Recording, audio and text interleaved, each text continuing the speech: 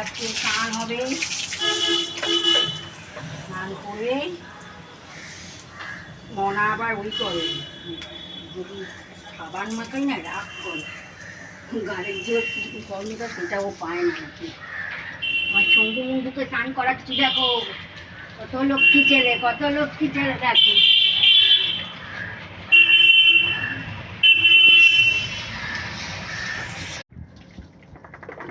ওরে বাবা রে, কানে চলে যাবে, কানে চলে যাবে, দাঁড়াও দাঁড়াও।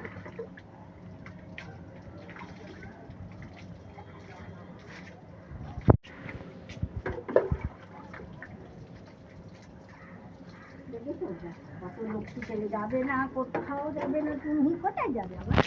আমি দাঁড়াও, গা মুছাবো তো তোমাকে।